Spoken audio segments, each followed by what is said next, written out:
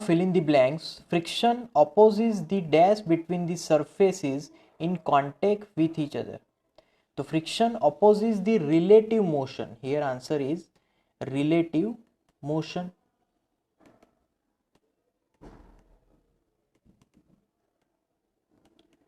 Then B, friction depends on the dash of surfaces. Friction depends on roughness of surfaces के जो surface है वो कितनी rough है, राइट। पहले में रिलेटिव मोशन था, मतलब कि दोनों के बीच का जो मोशन है रिलेटिवली, मतलब कि एक आगे जा रहा है दूसरा पीछे जा रहा है, एक आगे जा रहा है दूसरा रेस्ट पे है, दोनों एक साथ नहीं जाने चाहिए, क्योंकि अगर दोनों एक साथ गए तो उसको रिलेटिव मोशन नहीं बोल पाएंगे, राइट। तीसरा सी, फ्रिक्शन प्रोड्यूसेस, तो जो फ्रिक्शन है वो क्या it produces heat, right.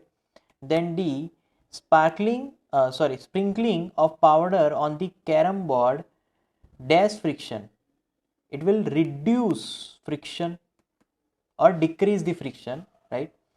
Then E, sliding friction is dash than the static friction, so sliding friction is less than the static friction, so here E is less than static friction. Now, 4 children were asked to arrange forces due to rolling, static and sliding friction in the decreasing order. Their arrangements are given below. Choose the correct arrangement. So here see decreasing order, right, friction in decreasing order. So maximum one is for static, क्योंकि static में arrangement मतलब कि दोनों surface को एक दूसरे पे fix होने का पूरा टाइम मिलता है, तो एक दूसरे को इंटरलॉक कर देते हैं, तो स्टेटिक में फ्रिक्शन ज़्यादा होगा। फिर आता है स्लाइडिंग, स्लाइडिंग में फ्रिक्शन कम हो जाता है क्योंकि इंटरलॉकिंग का जो टाइम है वो कम मिलता है। And then rolling, right, rolling में तो बहुत ही कम फ्रिक्शन लगेगा क्योंकि वहाँ पर तो सरफेस एरिया कम हो जाता है, तो option C is the correct answer. Now Alia runs by her toy car on dry marble floor, wet marble floor, newspaper and towel sprayed on the floor. The force of friction acting on the car on different surfaces in increasing order will be. तो force of friction increasing order में हमें लिखना है कि किसमें सबसे ज़्यादा होगा। तो इंक्रीजिंग ऑर्डर में अगर लिखा जाए तो सबसे जो मतलब कम से ज़्यादा तक जाना है हमें, राइट। तो force of friction acting on the car on different surfaces in increasing order, तो सबसे कम पहले लगेगा वो है वेट मार्बल फ्लोर, राइट। तो पहले वेट मार्बल फ्लोर आएगा, मतलब कि पहला ए और डी उन दोनों में से अभी चूज करना है क्योंकि उसमें सबसे कम फ्रिक्शन लगेगा। फिर आएगा ड्राई मार्बल फ्लोर, तो ए और डी में दोनों में ड्राई मार्बल फ्लोर है। फिर तीसरा आएगा न्यूज़पेपर, राइट, और सबसे मैक्सिमम लगेगा टॉवेल में, तो option A. So correct answer here is option A, wet marble floor जिसमें सबसे कम फ्रिक्शन होगा, फिर ड्राई में थोड़ा बढ़ेगा, फिर न्यूज़पेपर में बढ़ेगा, और लास्ट टॉवेल जो सबसे रफ सरफेस होती है उसमें फ्रिक्शनल फोर्स सबसे मैक्सिमम होगा।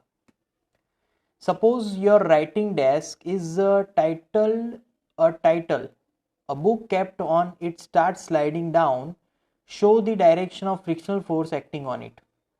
Okay, तो यहाँ पर मान लो कि एक हमारे पास स्लांटेड एक सरफेस है और ये बुक रखी है, अगर वो बुक स्लाइड हो रही है तो फ्रिक्शनल फोर्स उसके ऑपोजिट होगा, तो ये हमारा फ्रिक्शनल फोर्स है जो कि मोशन से ऑलवेज ऑपोजिट होता है। Then fifth, you spill a bucket of soapy water on a marble floor accidentally, would it make it easier और more difficult for you to walk on the floor? Why? It is now more difficult to walk on the floor, क्योंकि एक तो marble surface है, marble surface वैसे भी एकदम smooth surface होती है और उस पे ऊपर से सोपी वाटर रखा है, तो सोपी वाटर किसी भी सरफेस को इंटरलॉक होने से रोकता है। सो फिफ्थ आंसर में यहाँ पर नो इंटरलॉक आएगा एक दोनों सरफेस के बीच, तो इंटरलॉकिंग बहुत ही कम होगा या फिर ना के बराबर होगा सोपी वाटर से, तो दोनों सरफेस पे अभी कोई इंटरलॉक नहीं होगा। अगर इंटरलॉक नहीं होगा तो फिर वो इजीली मतलब फ्रिक्शन लेस हो गया, तो फ्रिक्शन लेस हो गया, इसीलिए सोपी वाटर मार्बल फ्लोर पे अगर गिरा है तो उस पे चलना लगभग डिफिकल्ट हो जाएगा। Then sixth one, explain why sportsman use shoes with spikes. Okay, तो स्पोर्ट्समैन क्यों यूज करेंगे? ज़्यादातर फुटबॉल मैच में आपने देखा होगा कि जो भी फुटबॉलर है वो स्पाइक्स वाले शूज पहनते हैं, क्योंकि पहले तो उसको ग्रास सरफेस में दौड़ना होता है। अब ग्रास सरफेस और वो भी अगर वेट सरफेस है तो बहुत ही स्मूथ हो जाएगी, तो उनको नुकीले दांतों वाला शूज पहनना पड़ेगा, क्योंकि वो प्रॉपर फ्रिक्शन दे पाएंगे। अगर वो लोग स्पाइक्स यूज नहीं करेंगे तो वो फिसलते ही रहेंगे, क्योंकि ग्राउंड बहुत ही गीला होता है और ग्रास का होता है, तो स्मूथ सरफेस होने की वजह से वो गिरते ही रहेंगे। तो उनको तेजी से एकदम स्पीडीली एक मूवमेंट से दूसरे मूवमेंट पे भागना होता है, राइट। तो तेजी से भागने के लिए वो स्पाइक्स वाले शूज ज्यादा पसंद करेंगे कि जिससे इंटरलॉकिंग अच्छे से हो, ज्यादा इंटरलॉक हो पाए ग्रास सरफेस पे और शूज के सोल पे। तो इंटरलॉकिंग जितना अच्छा होगा उतना ही फ्रिक्शन ज्यादा होगा, उतना ही उन लोगों को दौड़ने में आसानी होगी। Now seventh, Iqbal has to push a lighter box and Seema has to push a similar heavier box on the same floor. Who will have to apply a larger force and why? Larger force is proportional to weight of the object. तो अगर object का wait ज्यादा है तो force भी ज्यादा लगाना पड़ेगा, क्योंकि वेट ज्यादा होने की वजह से जो इंटरलॉक होता है दोनों सरफेस के बीच, वो इंटरलॉकिंग बढ़ जाएगी, और इंटरलॉकिंग बढ़ जाएगी तो फिर उसको हटाना थोड़ा मुश्किल हो जाएगा, मतलब कि लार्ज फोर्स लगाना पड़ेगा तभी वो हट पाएगा।